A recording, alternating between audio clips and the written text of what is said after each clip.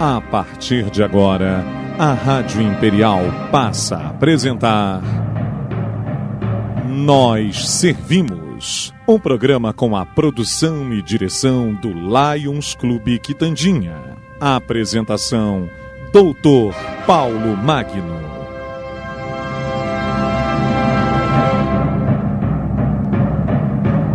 Bom dia, ouvintes da nossa Rádio Imperial. Aqui estamos mais uma vez no nosso programa Nós Servimos. Hoje temos o prazer de entrevistar a escritora, a produtora, a apresentadora cultural, né? A nossa querida Catarina Maú. Bom dia, Catarina. Bom dia, agradeço esse convite, adoro estar aqui na nossa Rádio Imperial.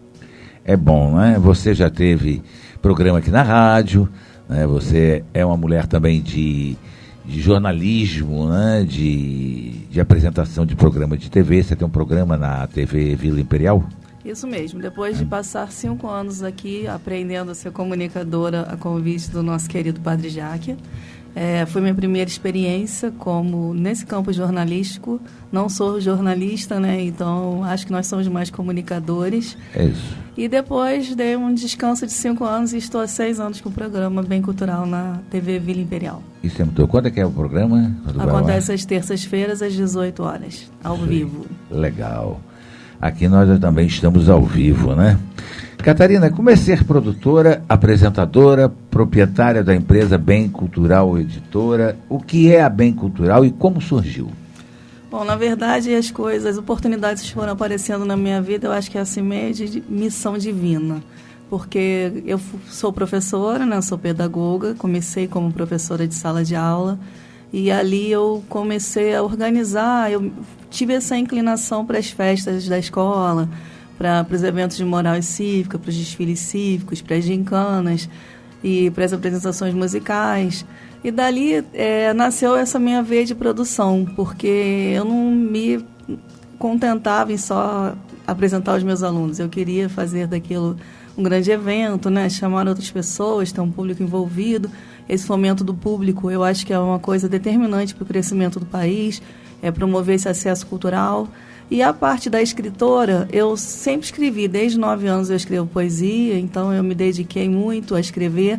Mas, Paulo, às vezes as coisas acontecem na nossa vida e a gente nem tem a dimensão, né? É verdade.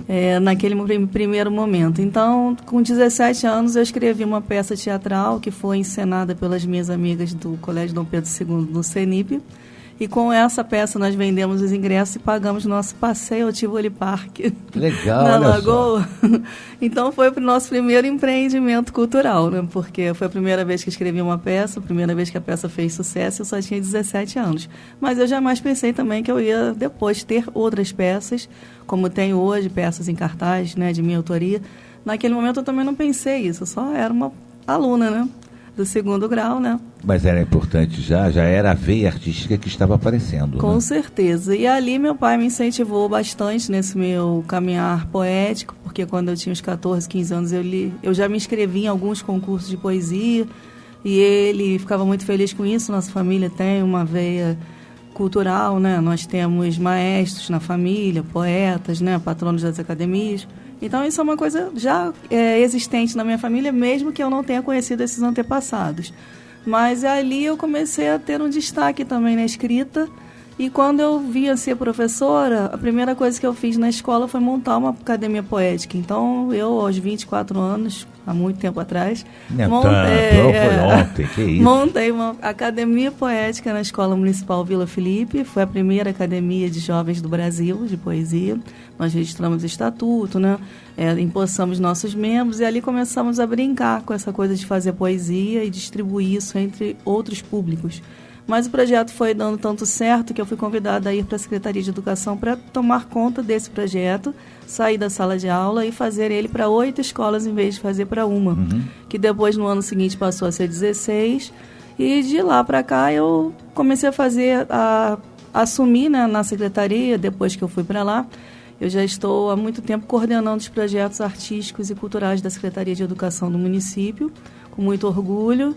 E ali eu não sou a coordenadora de literatura, mas eu tenho o privilégio, o prazer de coordenar os concursos de poesia e o mais importante das festas da cidade, o da Bauer Fest.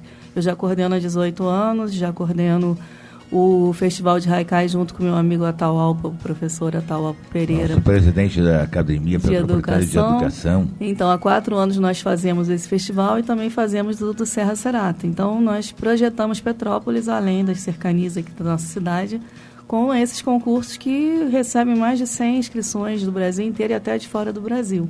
Então é um misto, de dizer aonde que uma coisa começou e a outra terminou, eu acho que é tudo junto, né? Temos algo em comum também, já lecionei Educação Moral e Cívica, Organização Social e Política Brasileira, né? Que, aliás, hoje faz uma falta terrível, como... né? Há um projeto de lei aí de voltar a ser obrigatório o ensino. Eu acho que isso seria tão importante, que o nosso povo brasileiro carece tanto de civismo, né? Porque civismo não é só amor à pátria, não se entende só como amor à pátria, mas de como se comportar também em público durante os eventos, né? O povo brasileiro, nós tivemos uma Olimpíada aí agora, e a gente via, né, o povo vaiando os adversários, né? É falta de civismo também, porque não é, não, vou torcer pelo Brasil. Não, torcer pelo Brasil, tudo bem, a gente torce ardorosamente pelo nosso país. Agora, vaiar os outros é tão feio isso, né? Dá uma demonstração de falta de educação, né? De falta de civilidade.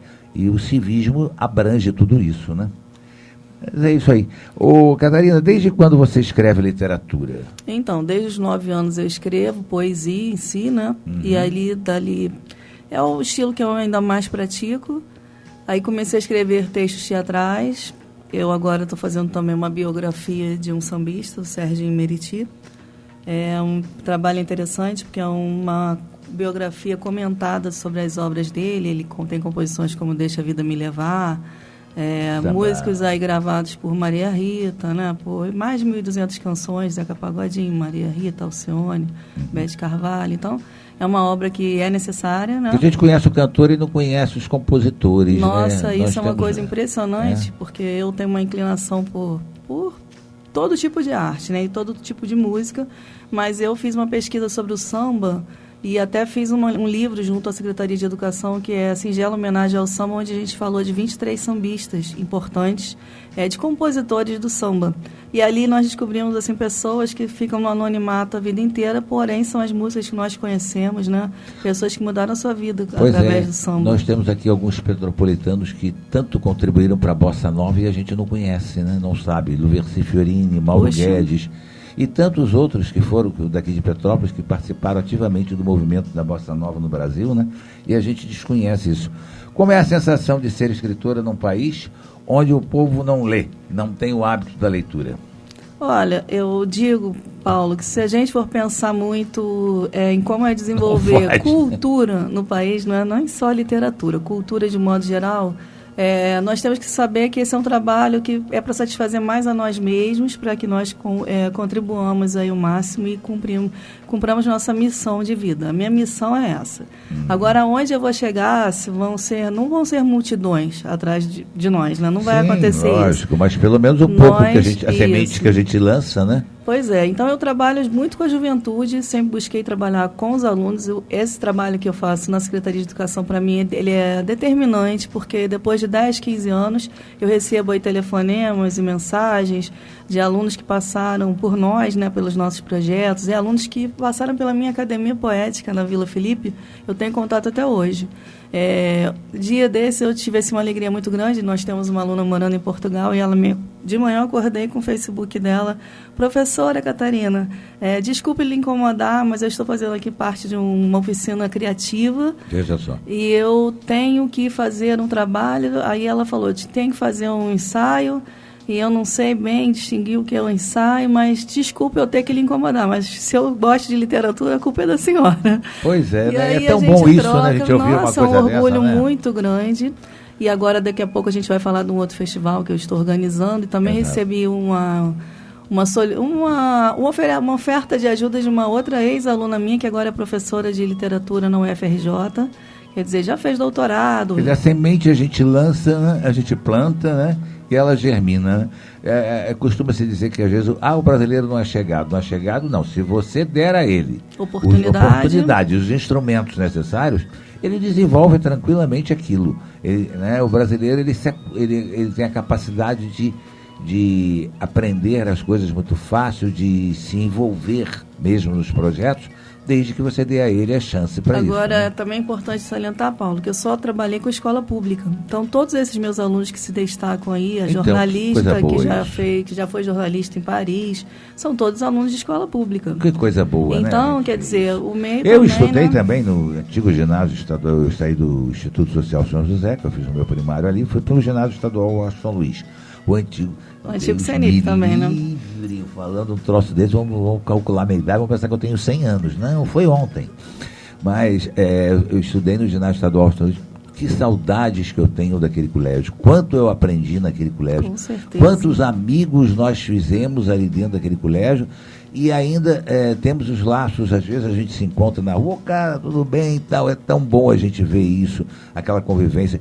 E o ginásio estadual, o antigo a gente chamava de estadual na época, que colégio bom, que maravilha, que ensino, que base que aquele colégio me deu realmente na minha vida pelo período do antigo curso ginasial.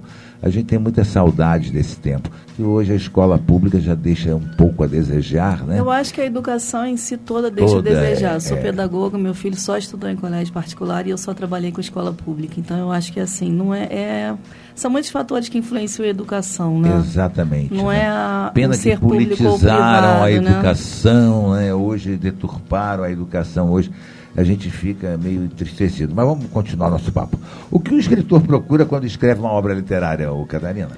Então, o escritor deveria procurar que isso seja uma profissão. Isso é um problema muito grande, que não é a sociedade que impõe ao escritor. O escritor impõe a ele mesmo. O escritor, geralmente, ele é independente. Ele edita a sua própria obra, ele custeia a sua própria obra, quando ele busca realizar uma obra literária escrita, impressa.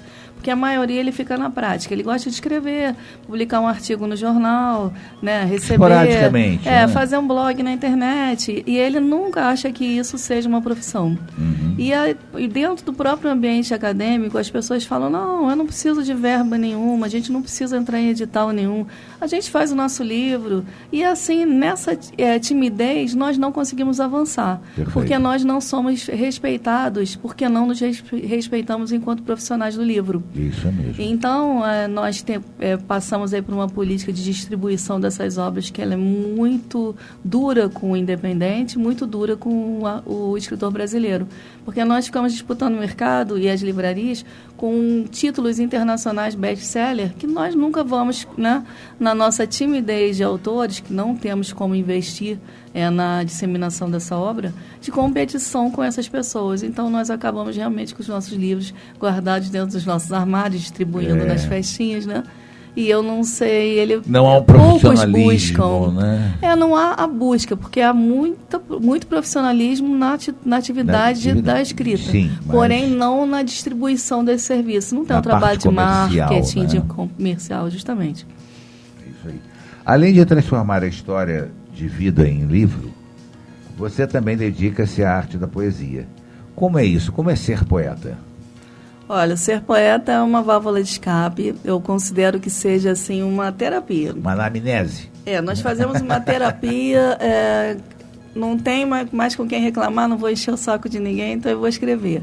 E a gente acaba escrevendo sobre a situação do mundo, né? Porque isso também é uma forma de mudar, né? Quando eu comecei a escrever, eu escrevia me espelhando nos grandes escritores.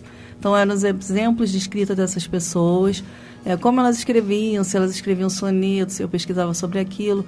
Aí a gente vai mudando a nossa vida, né? Porque você também sai da juventude, você para de acreditar naquela coisa de amor eterno, né? Porque também é muito inspirador para escrever poesia, né? Aquela coisa de amor bonito. J.G. Araújo Jorge, que o amor é eterno enquanto dure, né? Não, esse é o Vinícius de Moraes. Tem Mas a gente fica assim, né? Vai saindo disso e as coisas da vida vão influenciando a nossa vida. Eu acho que hoje eu, por exemplo, me tornei uma poeta do cotidiano, porque eu escrevo aonde? Eu dirijo o tempo inteiro, a gente fica de um compromisso para o outro. Isso. Aí onde você para num sinal, você vê uma pessoa atravessando, vê uma situação, aí aquilo fica na sua cabeça, você de repente para no acostamento, escreve aquilo no celular. Então as poesias estão ficando cada vez mais curtas, porque as pessoas têm menos paciência de ler, elas vão se compactando, não tem mais aquela coisa de você ficar escrevendo o mesmo poema 10 dias para você achar aquela palavra perfeita. A gente vai se tornando poeta do cotidiano, Exatamente. porque vamos avançando enquanto o tempo também avança, né? Hoje você acha que o cotidiano influencia mais do que... Porque antigamente, quando a gente falava em poeta, eram pessoas românticas, né, que se dedicavam mais a poesias. A poesia sempre era voltada mais para o lado do lírico, mais para o lado do amor, né? Hoje você acha que a poesia é mais do cotidiano, do dia a dia? Eu vejo mais o grito, né? Ela é mais grito do que a declaração de amor. Então eu acompanho assim... Mas esse grito não seria o grito do amor, seria um grito... do amor também. Também, mas da situação mas assim, do mais dia a um dia. grito social, né? Social, mais um isso. incômodo. Ela é mais reflexo do incômodo do que de uma contemplação. Isso aí, interessante do que a gente está falando, nós coordenamos o concurso de Haikai. Haikai é um estilo de poesia japonesa, que ele consiste em 3 linhazinhas, né? Tem lá 15 sílabas, é pequenininho. E a gente fala assim, mas como a gente vai escrever em 3 linhas? Para a gente é muito difícil, sendo do Ocidente, porque nós temos que falar, a gente tem muita coisa para falar. E o japonês, né, no Oriente, ele é mais contemplativo, ele é mais calmo. Então, em uma palavra que ele observe, uma cena, ele consegue ter tempo de observar. Se o passarinho subiu, que cor que é o passarinho, né? Que cor que é a asa dele, o que ele está olhando, né? Em que direção que ele está indo. Coisas que a gente aqui passa desapercebido pela nossa corrida da vida real. Nós somos, né? mais latinos, né? Gostamos de falar muito, né? De realmente verbalizar mais. Nestes anos de andanças, vocês produziram obras de alunos de escolas municipais. Como é que isso é feito? Olha, nós fizemos isso, foi um ato de coragem meu e da diretora da escola. Foi aí que eu comecei com essa coisa de ser editora, mas na época também era um exercício. A gente não tinha ideia de ser editora, a gente queria só editar os livros dos nossos alunos, né? Então, eu mesma fazia diagramação, fazia capa, e nós conseguimos fazer 8 antologias na Escola Municipal Vila Felipe, que agora se chama Escola Municipal Dr. Rubens de Castro Bom Tempo, com a nossa diretora Eliane Renault Soares, que está lá de diretora até hoje. É a melhor diretora da cidade, posso dizer isso. Grande amiga e grande incentivadora. Então, não tinha tempo ruim. Eliane, vamos lançar um livro do aluno? Vamos. Como é que a gente vai arrumar o dinheiro?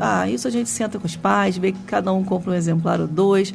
A gente pede apoio ali na padaria. E a gente conseguiu fazer 8 livros. E uma das maiores realizações que eu já tive enquanto profissional da poesia, que eu posso dizer até que eu já seja uma profissional da poesia, foi levar nossos 80 alunos participantes de uma antologia para lançar um livro numa Bienal do Rio de Janeiro. E legal. Aquelas 80 crianças de escola pública, da escola da Vila Felipe, entrarem pelo corredor de autores. Então, eles eram os autores com seu livrinho na mão e com aquele orgulho, né? Eu sou o autor desse livro, para autografar, né? A gente desconhece essas coisas, né, Catarina? Infelizmente, a gente não tem, o petropolitano não tem conhecimento do que realmente acaba acontecendo na nossa cidade. Veja, um fato como esse tão importante, que divulga a nossa cidade, muito, que leva a nossa cidade a um patamar mais elevado, né? E a gente não tem conhecimento disso. Como vocês conseguem promover autores? Então, promover é uma coisa que, como você está mesmo dizendo aí, promover é uma coisa difícil, porque cabe alguém ter a notícia e você poder fazer essa divulgação. Nós falamos até bastante disso na imprensa petropolitana, né? E eu falo bastante disso com os meus amigos que dizem assim, Petrópolis não tem nada, né? Que a gente ouve isso toda hora, né? Você mesmo está dizendo, poxa, a gente desconhece isso. E eu pergunto, né, para as pessoas, mas vocês assinam os jornais locais, assinam o canal das TVs locais? Você quer que a informação chegue na sua casa? Então, fica muito difícil se as escolas e se a esfera política não abraçar as causas, que a gente consiga chegar num número muito grande de pessoas. Porque a gente sabe que hoje em dia a escola ela é o maior, né, é o maior público que nós temos. Então, como é que a gente pode divulgar os autores? Participando de meios onde tem muitas pessoas, que parta das comunidades, que parta das escolas, ou que nós realizemos eventos que façam promoção dessas pessoas. Por isso nós valorizamos tanto os festivais, né? Certo. Como é trabalhar com livros? É um prazer enorme. Eu posso dizer que assim, uma fatia da minha vida, né, da minha empresa, que eu curto muito, porque eu trabalho muito com os escritores iniciantes, né, não trabalho com sumidades. Mesmo o Serginho Militi, que é um cara mais famoso de quem eu estou fazendo o livro, né, que é do Deixa a Vida Me Levar e tal, mas é o primeiro livro que ele vai ter da vida dele. Então, eu trabalho com a paixão das pessoas, com o sonho das pessoas, né? Esse livro será uma biografia ou é um livro biográfico? É um livro biográfico, com entrevistas com ele e ele comentando como é que ele compôs as principais canções da vida dele e aonde elas estavam inseridas no patamar da vida dele. Porque da onde que aparece, né? O cara faz uma música da onde? Por que você pensou naquele momento? Então, só ele que pode dizer, né? Vai ser um livro interessante. Tantos autores aí. Outro dia nós ficamos sabendo aí de alguns autores que fazem música para alguns conhecidos autores de música brasileira, que não são eles os autores, são os pobres coitados que eles compram as letras, né? E as músicas, e essas pessoas às vezes caem no anonimato e não são divulgadas, as pessoas não têm conhecimento disso, né? A gente escuta a música e diz, é de fulano, não é dele, ele é um mero cantor, o intérprete da música, né? E é tão importante a gente saber, você veja um samba como esse, Deixa a Vida Me Levar, que é um samba que realmente já ganhou o Grêmio da América Latina. Pois é, você veja só. Foi tocado na Copa agora. Pois é, exatamente. E foi tocado nas Olimpíadas. Nas Olimpíadas também. Quer dizer, é uma música tão importante e a gente desconhece a autoria disso, não sabe quem é o autor. Quando o Serginho Militi passa na rua, ele é um anônimo para as pessoas. Exatamente. Ele já veio aqui para nossa casa, já ficou hospedado aqui conosco. Quer dizer, ele passa na rua e ninguém conhece. Exatamente. Tudo aquilo que há dentro da cabeça dele. Mas isso é uma política do país, né? E eu não sei não se valoriza. Isso é do mundo, né? Não, eu acho que é muito aqui, porque você veja que o próprio ECAD não dá o valor necessário aos autores de músicas, de obras, de tudo. Nós não né? temos mais nem escritório do ECAD em Petrópolis. Pois você veja só, uma cidade como Petrópolis, uma cidade de 300, quase 400 mil habitantes, e a gente não tem um ECAD mais aqui. Quantos títulos vocês já lançaram? Quando eu fiz os trabalhos com os alunos, eu fiz umas 8 obras. E agora, na Bem Cultural, a gente já pediu a ISBN de 14 obras e vamos ter mais 6 até o final de setembro. Então, a gente já fez 20 obras. Pela Bem Cultural. São todos autores de Petrópolis? Não são todos autores de Petrópolis. Nós já fizemos edição de autor da Bahia, alguns são de Niterói, do Rio de Janeiro. E como que você consegue contato com essa turma? As pessoas me procuram. Isso é muito interessante, porque como eu também trabalho há muito tempo com literatura, né, e com poesia, as pessoas já me conhecem desse meio. E todo mundo sai satisfeito, um indica para o outro, ou faz o segundo livro. Então, a gente já está fazendo o segundo livro de alguns de alguns autores, né? E estou fazendo um livro que eu acho que é muito importante agora, que é a história do Quitandinha, do Luiz Carlos Boralli, que residiu e trabalhou lá por 27 anos, né? Então, ele é uma memória viva, o HD externo do Quitandinha. E a gente vai fazer esse livro para ser lançado também em setembro. Isso é tão importante, né? As pessoas conhecerem a história, porque como apareceu o Quitandinha e os detalhes, né? De onde que vem aquele vaso que a gente vê e acha bonito a vida inteira, né? Daquela decoração, aquele painel. Né? Qual a importância daquela gaiola lá que chamam da gaiola das loucas, né? E a história da construção, a história do tempo do cassino, a história como ponto turístico, quando foi os bailes de carnaval.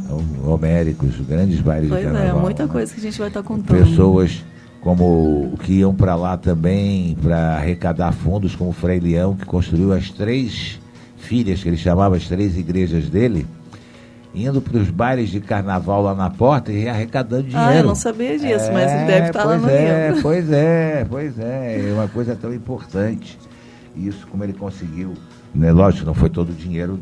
E o Boralli está muito feliz com essa perspectiva de estar lançando o livro, né? Para ele é um filho também, é uma missão de vida deixar essa obra, né? Agora, esses autores, eles procuram você, eles têm meios, vamos dizer assim, financeiros, econômicos. Todas as pessoas custeiam seu livro. Nós fazemos um trabalho de coordenação editorial, de acompanhamento desses autores, né? De escolha de profissionais, escolha de capa, ilustração, acompanhamento e divulgação dos primeiros momentos, né? Certo. E fornecimento de notas num segundo, caso eles queiram colocar em alguma livraria, eles dependem de uma nota da editora. Então, a gente pode fazer isso, nós ajudamos nisso, né? E vamos Lançar dar um livro suporte. é caro, Catarina? Depende, aí que tá, né? Custa o preço de você fazer uma viagem pro exterior. Posso dizer que ele não é uma coisa barata, não.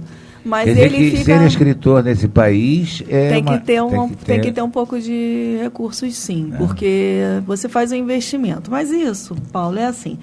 Um instrumento musical é caro? É caro. Se você vai investir na cultura, é o que eu sempre falo. Cultura é caro. Você vai investir num bom violão, ele custa aí uns 6 mil, vamos dizer. Para chegar num violão excelente, né? Uma tuba custa 10 mil. Então, a pessoa, para fazer arte no Brasil, montar um espetáculo teatral. Você não consegue montar um espetáculo teatral entre ensaios, tudo isso com menos de 5 mil. Então, quer dizer, o livro, ele no final a unidade fica barata. Se você fizer 1.000 exemplares, a uma unidade do livro ele fica barato. Você consegue vender por 400% a mais. Você consegue ter um lucro legal. Certo. Agora, só que esse trabalho de vender, ele não é na mesma hora. É lógico, entendeu? É lógico. Então, ele é caro, mas é possível. E fazer arte nesse país é tão difícil. Eu tenho a sobrinha de uma amiga minha, de uma amiga nossa, a Eunice, a sobrinha dela, teve que ir para fora do país, porque fazer arte no Brasil é difícil, é complicado. Não se vê concertos. Antigamente nós tínhamos, eu me lembro até de ter assistido um concerto no Lago do Quitandinha, da Orquestra Sinfônica Brasileira. Nós não temos mais isso, né? Não temos essa estrutura. É uma lástima, né? E até vou te dizer que o mercado ele é tão inexpressivo, né? Apesar de todo lugar ter uma musiquinha ao vivo. Um barzinho tem música ao vivo. Mas a pessoa que está ali fazendo a música, ela não gostaria de estar fazendo nesse formato. Ela queria estar fazendo com uma banda, Exato. Mas a banda não consegue ser contratada. Então as pessoas vão minimizando o tamanho da sua arte. Exatamente. E aí minimizando o que oferece para o público. O Nós público temos perde a aqui oportunidade. Pessoas de um gabarito tão grande, né? Aquele menino que ganhou até no programa do Raul Gil, como é que é o nome dele, meu Deus do céu, eu estou ficando velho. Felipe né? Smith, né? Um garoto que poderia estar tendo um futuro tão belo, tem uma voz maravilhosa, canta tão bem. E é tanta dificuldade. Ele quis fazer um show agora, teve que cancelar o show por falta de público. Eu digo, mas meu Deus do céu, isso realmente é uma lástima. Então, né? mas por que também isso? Porque não adianta só ser artista, ele tem que investir também numa produção, ele acaba tendo que ter meio de investir no restante que vai fazer aquele né? produto funcionar, né? Exato.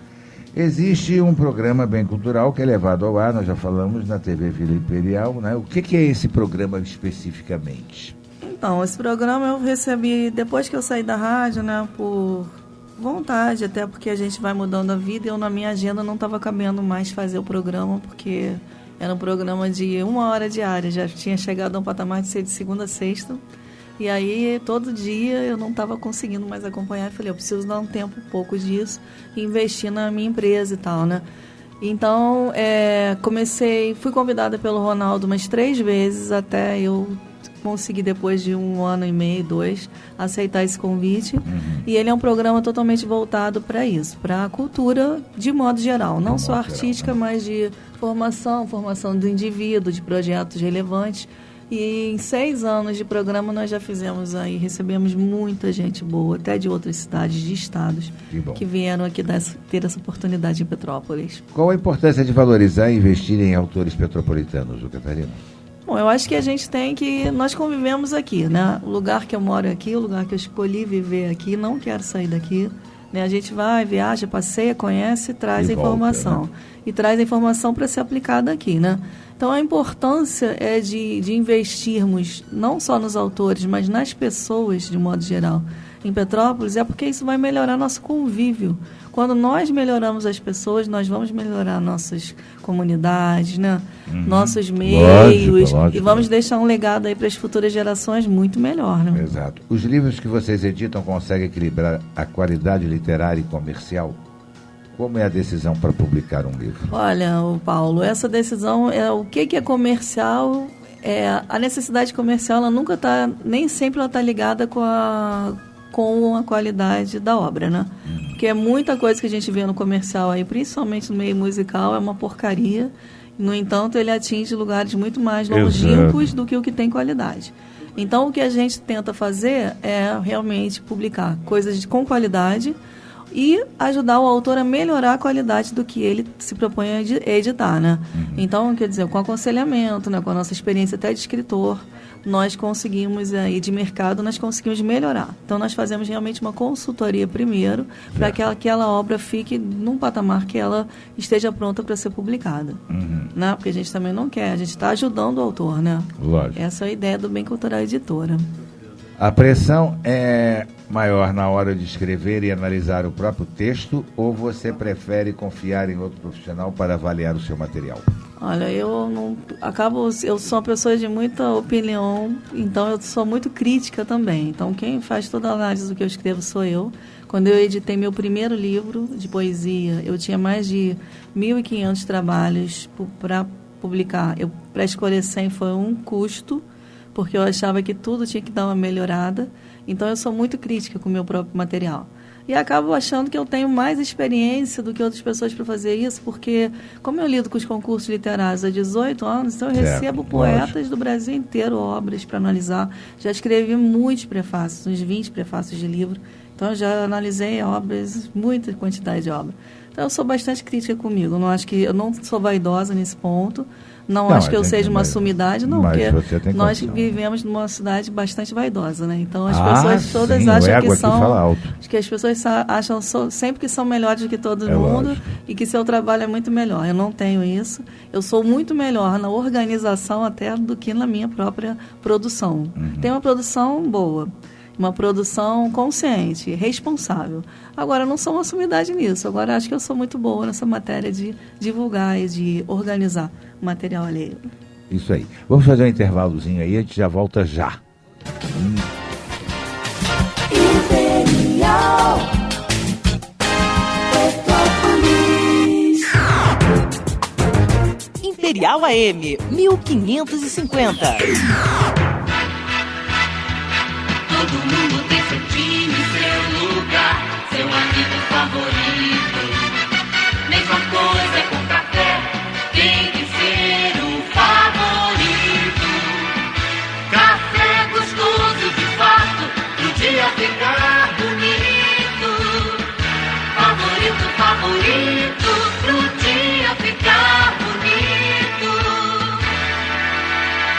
Para fechar negócio agora, a Casas Bahia topa baixar o preço, topa fazer sem entrada e topa vender em 14 vezes sem juros no cartão Casas Bahia. Para vender milhares de TVs, colocamos TV 48 Samsung LED Full HD com Wi-Fi por R$ 189,90 mensais. Passe numa loja ou acesse casasbahia.com.br. Dica de economia é com a Casas Bahia.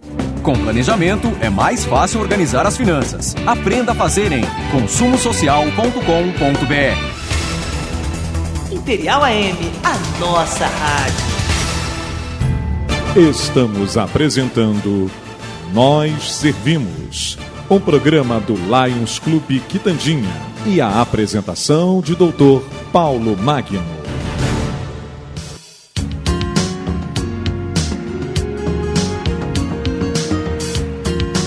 Bom, gente, estamos aqui de volta entrevistando a produtora, a escritora, a poeta. Eu não gosto desse negócio de poetisa, porque poetisa parece que diminui. Eu gosto de falar que a mulher é uma poeta, né? Catarina Maú. Catarina, uma das maneiras de melhorar a escrita literária é lendo muito. Qual é a sua relação com a leitura? Então, eu sempre li muito e com certeza a melhor forma de melhorar tudo na nossa vida é lendo. Então, se nós não queremos escrever nunca uma obra, mas lermos muito, nós vamos ser melhores em qualquer profissão da nossa vida, né? Você se coloca melhor, você tem mais vocabulário, não só para aprender a escrever, para aprender a se expressar no mundo, falar né? Também, exato. Agora, eu tive uma relação assim bastante intensa com a leitura durante muito tempo, de ter que consumir sebos, né? Nos sebos antigos da cidade eu era uma voraz consumidora. E todos os livros que eu tenho uma estante enorme, que eu já li todos eles realmente. Mas chegou um momento da minha vida que eu acabo tendo que ler livros daquilo que eu estou trabalhando naquele momento. Não dá tempo para eu ler um livro por ler. Certo. Eu quero ler esse livro. Então eu tenho assim uns 10 livros que eu comprei que eu não consegui abrir em 1 ano e meio para ler nenhum. porque eu fico lendo sobre aquilo que eu estou trabalhando no momento. Se eu estou trabalhando com música popular brasileira, eu tenho que ler livros de música popular brasileira. Exato. Aí, se eu estou trabalhando com aquele estilo de literatura, eu tenho que ler sobre aquele estilo de literatura. Então, mas estou lendo sempre, leio tudo. Leio revista, jornal, leio tudo. Quais são os seus escritores favoritos?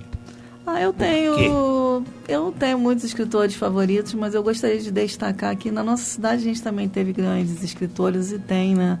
Então eu gosto de ler dos nossos autores e ler também autores de fora. Dizer que assim que gosto de Vinícius de Moraes é uma coisa maravilhosa e fácil, né? Lógico. Você citou aí J.G. de Araújo, foi meu Também. Primeiro livro de poesia, foi Amo.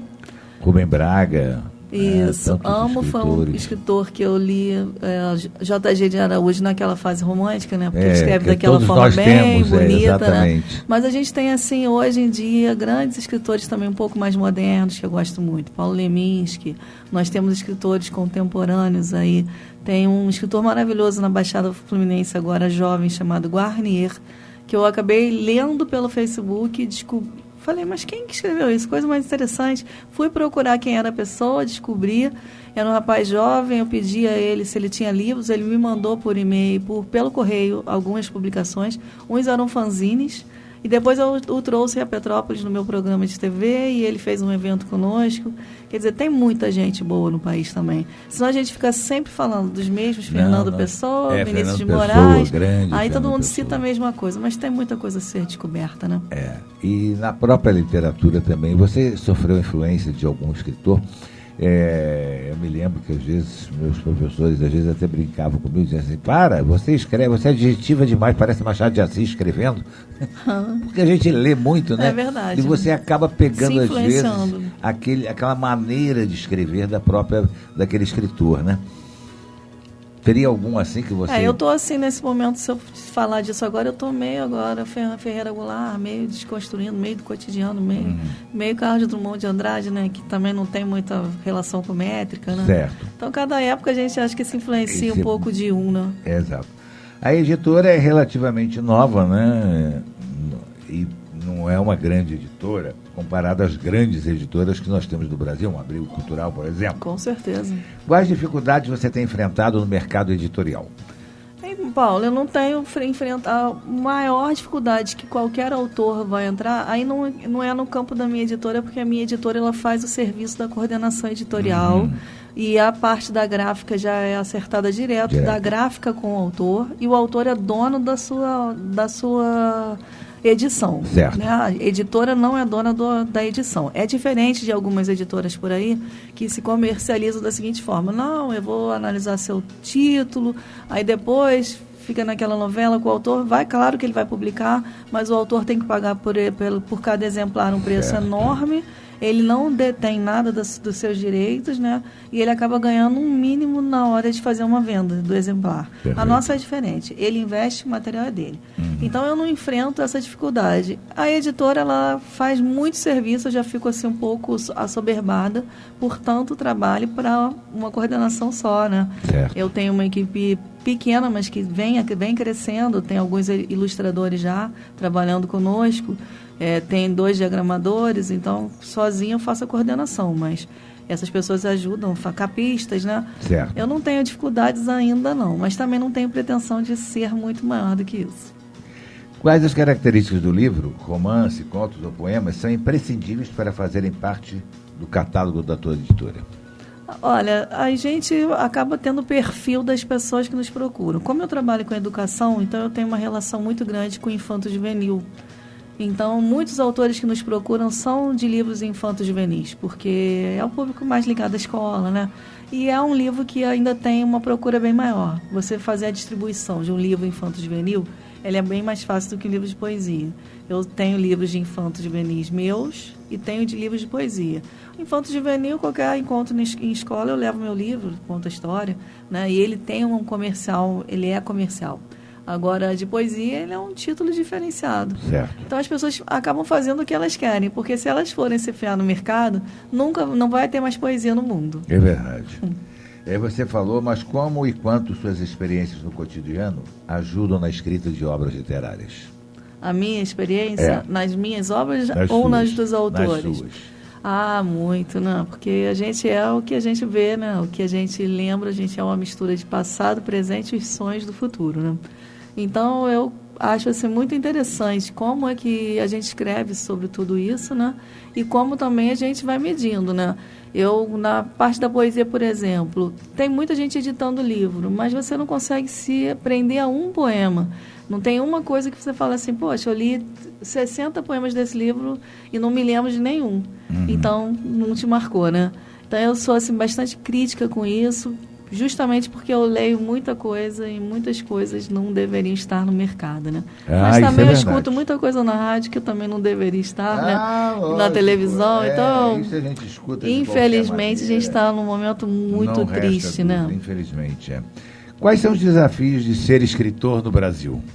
Pois é, eu estou aí, eu acho que hoje eu sou mais uma profissional do livro, né? Sou escritora também, mas se a gente não for, não tiver uma fórmula mágica de distribuir esse livro, é difícil ser escritor no Brasil. A gente tem que ser escritor, tem que ser palestrante, né? Tem que participar de mesa redonda, tem que ter opinião, tem que saber fazer assessoria de imprensa de nós mesmos, temos que saber fazer marketing. Pois é, era a pergunta que eu ia te fazer em seguida. O escritor contemporâneo não pode simplesmente saber escrever. Ele tem que saber... Mas ter noções de marketing para promover as suas obras. Tem que saber dar uma entrevista, tem que se apresentar bem, esse cenário? Pois é, a gente acaba na vida, né? Eu sempre falei com os meus alunos isso, alunos de escola pública. Infelizmente, o mundo é assim. Se você vai mais bem arrumado no banco, as pessoas vão te dar uma atenção diferenciada. Você vai conversar com o gerente de uma loja, se você for bem arrumado, se levantar seu pescoço, as pessoas vão te respeitar de uma outra forma. Então, não adianta você só ter a sua arte. Não adianta você ser o melhor violonista do mundo, ser o melhor escritor do mundo, se você não souber se projetar no marketing, na mídia, né? Num conjunto todo. Infelizmente, no nosso país, a gente não consegue chegar a lugar nenhum. Catarina, o que vem a ser o Festival Literário Petropolitano? Então, o Festival Literário Petropolitano, eu tive uma experiência de estar nas equipes de coordenação, né? Junto nessas equipes das primeiras bienais aqui em Petrópolis, as primeiras e únicas. Nós tivemos 2 ou 3, né, no Quitandinha, você lembra disso? Sim, sim. Então, foram espaços assim, maravilhosos de literatura. Então, eu fiquei responsável por alguns espaços na Bienal e muito para as pessoas de Petrópolis, oficinas. Teve uma época que eu fiquei numa Bienal responsável por todas as oficinas de contratação, né? Então, eu já tenho uma experiência de festival. Mas ficamos muito tempo sem nenhum festival na cidade que contemplasse os escritores da cidade. Mas eu vejo que isso tudo existe. Nós temos as academias, temos os nossos grupos alternativos de literatura, temos vaga no Conselho Municipal de Cultura, temos poucas livrarias, mas tem um métier, né? Então, no ano retrasado, nós conseguimos apresentar, eu não sou membro do Conselho Municipal de Cultura, porque sou funcionária pública. Eu fui a primeira representante titular da literatura quando o Conselho foi instaurado, mas depois viu-se uma cláusula nele que funcionário público não poderia ser titular da cadeira da sociedade civil. E a literatura é da sociedade civil. Então, me afastei do conselho, mas continuei acompanhando, porque eu sou do tipo de escritora que acho que a gente tem que ter, sim, verbas dentro do governo, a gente tem que ter essas verbas do Fundo Municipal de Cultura. Né? Isso é importante. Então, fizemos esse projeto, eu escrevi, delineei, apresentei numa reunião, né, representando o conselheiro, e ele passou. Então, a primeira vez a gente fez o Festival Literário Petropolitano Felipe, de uma forma bancada pelo Fundo Municipal de Cultura. O Felipe é F de feira, Felipe, de feira, L de literário. F de festival, L de literário e P de petropolitano. Felipe. A gente queria um nome que pegasse, né? Todo mundo fala, você já participou do Felipe, né? Então ficou um nome bom. Certo. Mas não é homenagem a ninguém, não. Pois é bom deixar. Já me perguntaram isso, mas não é. Aí a gente fez o primeiro com verba. Nós recebemos uma verba, e dentro daquela verba eu fiz um projeto, pagamos todo mundo, remuneramos, foi tudo certinho, prestamos conta. No ano passado já não tivemos essa oportunidade, essa verba não foi disponibilizada para ninguém. Não houve disponibilização de verba do município para a cultura, para as iniciativas desse porte. E esse ano eles fizeram um edital, mas nesse edital nós escrevemos o Felipe, mas não fomos os selecionados. Tiveram seleção de 7 projetos e o nosso não foi contemplado. E para não ficar sem realizar, a gente resolveu fazer com a cara e a coragem, sem dinheiro mesmo. Com a nossa experiência, nossas estruturas. Há quanto tempo acontece esse festival? Então, vai ser agora a segunda edição. Foi a segunda 2014 e agora 2016 é a segunda edição. Certo. A intenção do Felipe é que com uma atualidade, digamos assim, voltada para o mundo eletrônico, cada vez mais atuante no universo infantil, os livros não ficam de lado? Olha só, a intenção do Felipe é que a gente consiga juntar numa mesma iniciativa de 4 dias vários tipos de literatura, né? A gente está falando de todas aí. A gente vai estar contemplando infanto-juvenil, palestras para adultos, vamos ter palestras, uma inclusive falando sobre essa coisa do meio eletrônico de se divulgar o livro. Porque tem livro hoje que já não está mais impresso, ele é e-book, ele está na internet, né? Você baixa, compra o livro pela internet. E nunca vai ter um material físico, vai ter uma palestra de como é que se faz essa disseminação desse trabalho. Mas ele contempla muitos tipos de atividades. Teatro, contação de história. O que realmente vai apresentar o festival? Então, ele vai apresentar contação de história, palestras, lançamentos de livro, mesas redondas, oficinas literárias, sarau poético. São várias atividades em 4 dias. Existe uma programação para isso? Existe, bem grande. Aonde vai acontecer isso? Então, nós vamos fazer na Casa Cláudio Souza. Ali na Praça da Liberdade. Praça da Liberdade 247, na Casa da Educação Visconde de Mauá, que é aquela antiga Casa do Barão de Mauá, né? Ali no início da Barão do Rio Branco. Barão do Rio Branco, número 3. E nós estamos em conversa para fazer uma parte da atividade na Boêmia. Então, nós vamos ter 3 espaços, dividindo 4 dias de atividade. Na Boêmia, ali na Alfredo Pachá. Isso, no museu ali, né? Uhum. No museu da própria Boêmia, né? Isso, porque a gente quer contemplar pontos turísticos bonitos, exatamente, estruturados, públicos, que não é o caso da Boêmia, mas os outros são públicos. Certo. Né? Já tem o horário em que essas atividades serão realizadas? Vai começar às 9 da manhã e terminar às 10 da noite. Dia? De 22 a 25 de setembro. Então, estamos aí no próximo mês. Isso, no 22 a 25 de setembro. E muitos escritores vão vir para Petrópolis, pessoas que não são daqui, pessoas que vão trazer suas palestras, seus livros, muitas discussões. Está, assim, fantástico, porque todo mundo vem sem dinheiro. Pois é, mas não é só para falar sobre as obras, existirão palestras, palestras, né? Então, nós temos a palestra do professor Atahualpa, que vai falar sobre Paulo Leminski e a obra dele. Vai se chamar O Ex-Estrangeiro. Nós temos Quem uma foi oficina... Paulo Leminski? É bom que é o nosso... um poeta de Curitiba. Nossos ouvintes aí conhecerem, Paulo Leminski, né? é um poeta de Curitiba dos últimos tempos. Depois que toda essa moçada que a gente já falou aí, Vinícius, né, começaram a acontecer outros poetas. Exato. Então, ele é um dos nomes mais... badalados, né? Depois desses grandes clássicos aí, né?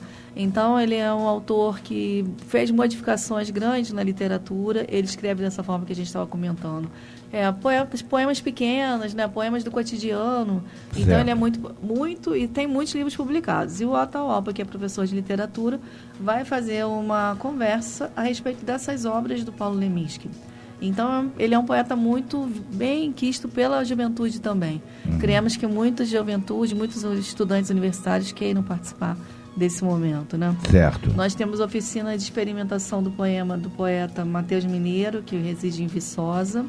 Nós vamos ter o lançamento de um livro muito importante do Marcos Bobatti, que é um poeta, que é um poeta que reside no Espírito Santo, mas também escreveu lá um livro muito importante sobre um casarão que fala da ditadura e da época, como nossa Casa da Morte aqui, que foi um espaço, infelizmente, né, de tortura.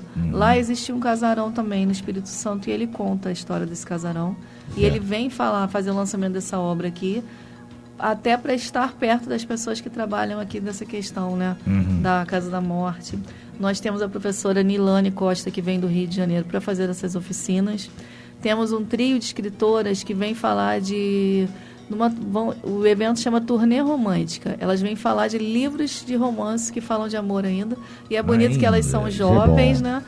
São escritoras antenadas, que têm na faixa de 30 anos, mas com 6, 7 livros publicados, estão na Bienal de São Paulo agora. e depois elas vêm para o Felipe para fazer esse encontro aqui. São pessoas que se repetem, que estiveram no primeiro festival, às vezes até com remuneração, e agora estão vindo de graça, porque a gente ainda não tem verba. Certo. Inclusive, estamos buscando apoios, né? Apoios de toda forma, porque precisamos hospedar essas pessoas, alimentar essas pessoas, né? Dar um pouco de estrutura. Isso, não é? Não é tão difícil, não. Tá. Não é tão difícil, não, porque as pessoas sabem que é importante incentivar a escrita, né?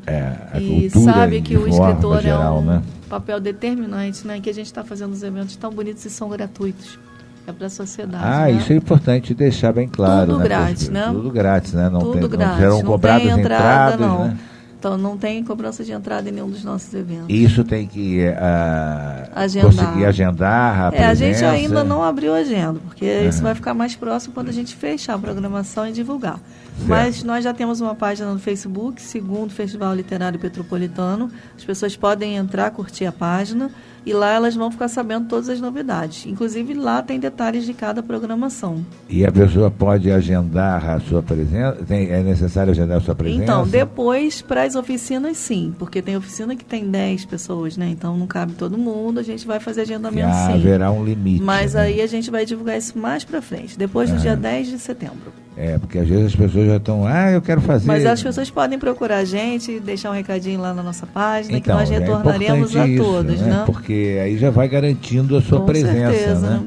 É porque ainda não fechei, ainda tem algumas partes da programação, como as pessoas dependem também de vir de fora, né? Eu mesmo recebi agora um telefonema, estou tentando falar com ele está tentando falar comigo há 3 dias, é um ator da Globo, inclusive, que tem um livro, que já participou de várias entrevistas aí, em muitos jornais dos canais abertos, e ele quer vir lançar o livro dele aqui, dentro do nosso festival. Então, eu não vou divulgar ainda, não né? pode divulgar? Porque ele com certeza vem, mas... A gente queria dar esse furo aí, olha... Mas depois eu te falo. Tudo bem. Nós já dissemos onde vão ocorrer essas apresentações, na Casa Cláudio de Souza, na Casa do Visconde de Mauá. Isso. Na Casa de Cultura lá, né?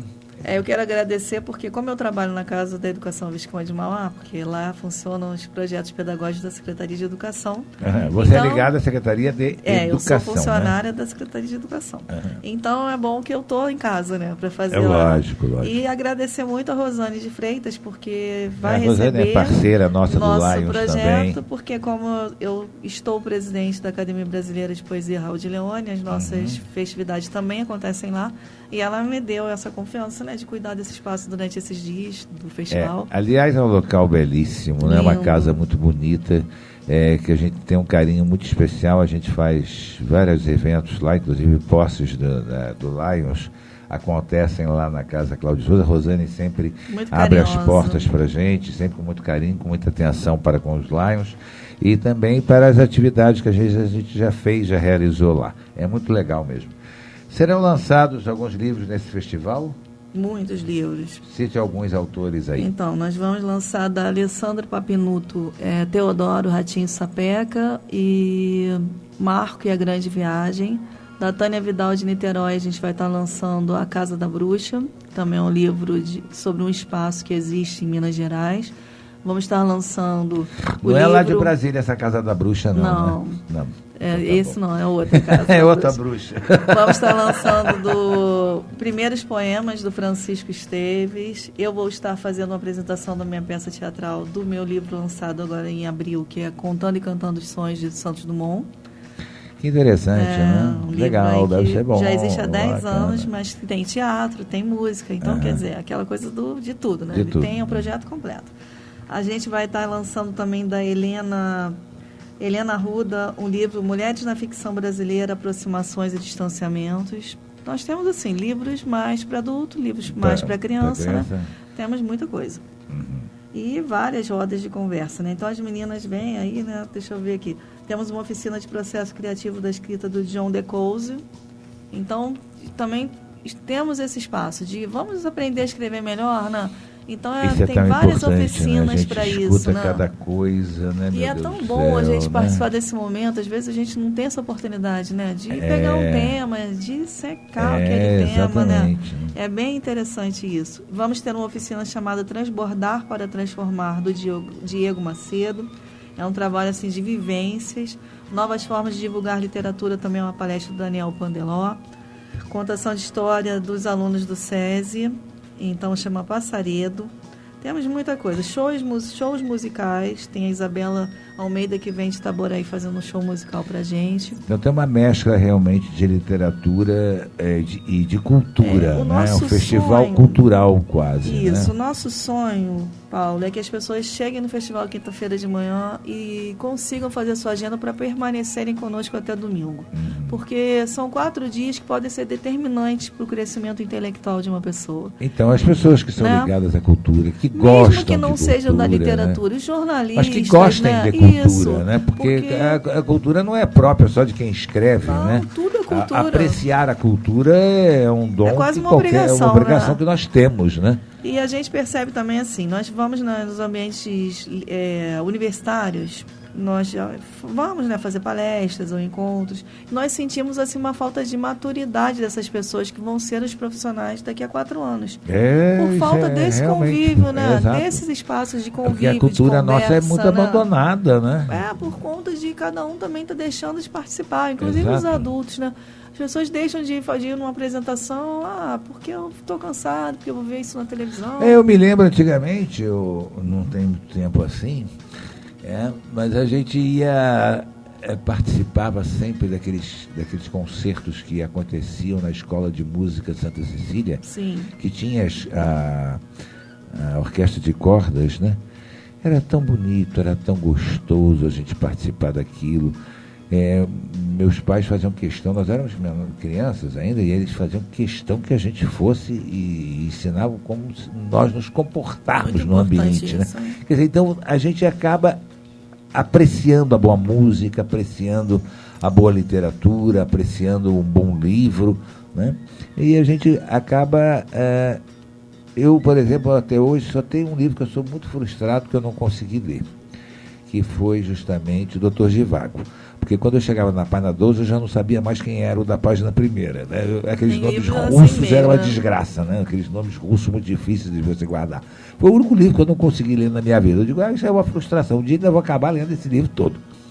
Mas realmente a gente é ligado a isso, né? A gente foi educado dentro do princípio de... É um incentivo familiar, né? Muito grande. E dentro da própria escola também, eu me lembro que a professora Terezinha Fernandes Barbosa, de saudosa memória, no Colégio Werneck, na cadeira de filosofia, olha só, na cadeira de filosofia, ela nos fez estudar Fernando Pessoa e todos os seus heterônimos. Que legal. Né? E construía cartazes, ainda me lembro da frase que eu escolhi: noite nascida, rainha e destronada.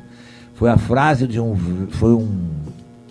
verso de um poema, foi o verso de um poema que nós escolhemos justamente para nós podermos fazer um cartaz e explicar o que o autor quis dizer com aquilo. Quer dizer, você estudava realmente. São coisas que realmente você vai estudar, que você vai pesquisar, que você vai procurar entender. Por isso é que eu digo, havia um interesse cultural maior e era difundido pelos próprios professores, né? Isso é tão bom, né? Catarina, essa realização do Felipe, Festival Literário Petropolitano, é independente? Independente. Nós estamos assim, abraçando, porque também já temos na nossa mão a graça de termos algumas estruturas, né? Eu estou lá com a academia, tenho uma confraria da Poesia Informal, tenho a editora Bem Cultural, né? Já tenho o programa de TV, o Jaime Moreno é o representante do Conselho Municipal de Cultura e de Literatura, está nos ajudando muito. Então, é um abraço de pessoas, não tem assim, uma realização de instituição, de pessoas ligadas à literatura que estão aí segurando esse boi pelo chifre. Pois né? Você veja só, já estamos no final do nosso programa, né? Que bom que a gente teve a Pois para finalizar, quais as dicas que você daria para escritores iniciantes e demais pessoas que desejem se aventurar no universo da escrita? Eu dou a dica de, primeiro, vamos participar do Felipe, né, que é gratuito, 4 dias de aprendizados, quinta, sexta, sábado e domingo. para conviver com pessoas cultas. Eu acho que o grande crescimento da nossa vida é conseguir conviver com pessoas cultas. Isso, pessoas de 22 que falem bem, a 25 de setembro, hein, gente? Isso. Pessoas que falem bem, que tenham coisas para nos acrescentar na hora de dizer alguma coisa, né?